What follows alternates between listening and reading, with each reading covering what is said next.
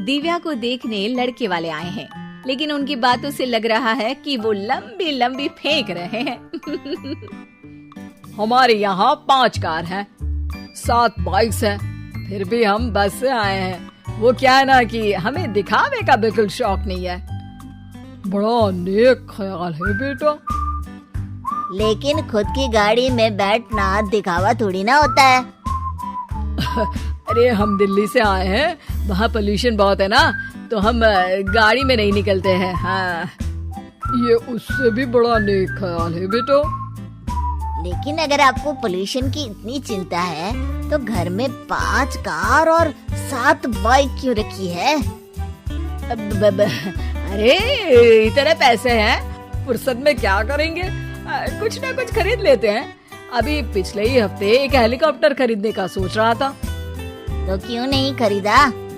अरे उसके पंखे हवा ज्यादा देते हैं, हमारी माँ को ठंड बहुत लगती है ना, अब बुजुर्गों का ध्यान रखना पड़ता है ना।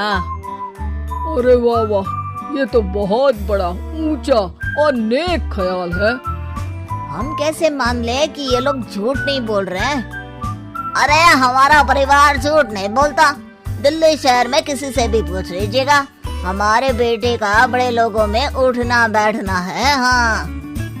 अरे छोटो चुप रह, इतने बड़े लोग हैं, झूठ क्यों बोलेंगे?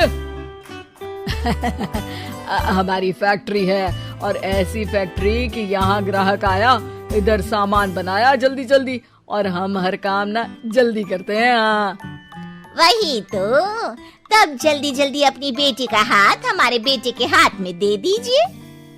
दिव्या के पिताजी दिव्या के भाई छोटू की एक भी बात न मानते हुए दिव्या की शादी दिल्ली के इस फेंकू परिवार में करवा देते हैं। जब दिव्या ससुराल पहुंचती है तब आपकी कार्स और बाइक्स कहाँ है? मुझे बाहर जाना था किसी काम से। कार और बाइक्स? कौन सी कार और बाइक्स? अरे जब आप मुझे देखने आए थे तो कहा था ना कि आपके यहाँ 5 कार्स हैं और 7 बाइक्स हैं। हाँ हाँ उस दिन थी, आज नहीं है। है? आज कहाँ गई? अरे जिनकी थी वो ले गए। मतलब वो आपकी नहीं थी? आपने तो कहा था हमारे घर पर है। हाँ घर पर थी, बाबूजी का एक पार्ट टाइम काम है कार और बाइक धोने का। उस दिन घर पे 5 कार और 7 बाइक्स थी तो बोल दिया था। अरे झूठ थोड़ी ना बोला है, जैसा था वैसा बोल दिया।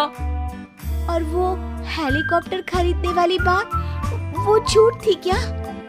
अरे बिल्कुल नहीं, शहर में एक नई कंपनी आई है पंखे की, जिसके पंखे बड़े हैं। कंपनी का नाम हेलीकॉप्टर रखा है।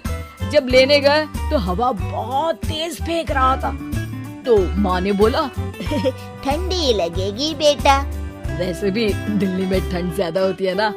झूठ कहाँ बोला मैंने, जैसा था वैसा बोल दिया।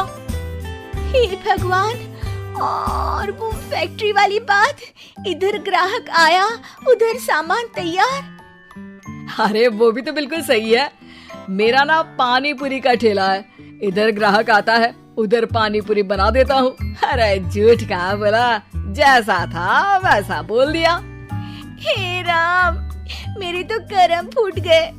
आपने तो कहा था कि आप लोगों का बड़े लोगों में उठना बैठना है। अरे है तो, पहले मैं बहुत बड़े लोगों के यहाँ नौकर था। जब भी कोई गलती करता तो वो मुझसे उठक बैठक लगवा देते। हो गया ना बड़े लोगों में उठना बैठना।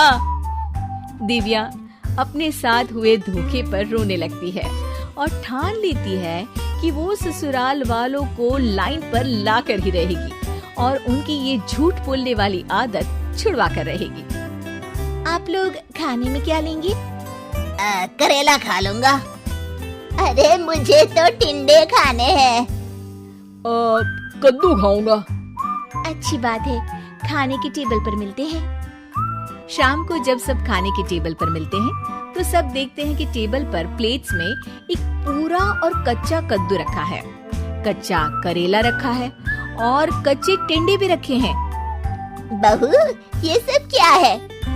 ससुर जी के लिए करेले, आपके लिए टिंडे और श्रवण जी के लिए कद्दू। अरे वो तो दिख रहा है, लेकिन ये पकाया क्यों नहीं है? आप लोगों ने पकाने को तो नहीं कहा था, बस मैंने पूछा था क्या खाएंगे, तो आपने ये कहा था कि करेले, टिंडे और कद्दू खाने वाले हैं। ये क्या मजाक है दिव्या, तुम झूठ बोल रही हो। अरे मजाक कहाँ है, आपने कहा कद्दू खाएंगे तो खाइए, ऐसी थोड़ी ना कहा था कि पका हुआ खाएंगे। और वो आप क्या कहते हैं, जैसा था वैसा बोल दिया, झूठ कहाँ बोला मैंने। दिव्या की बात सुनकर, समझकर सब शर्मिंदा हो जाते हैं और उन्हें अपने किए और झूठ बोलने की आदत पर पछतावा होता है। दिव्या समझदारी दिखाते हुए उन्हें सच के रास्ते पर चलने और किसी से मजाक में भी झूठ ना बोलने की सीख देती है और उनके काम में मदद करके उनके काम को और बड़ा बनाने में मदद करने लग जाती है।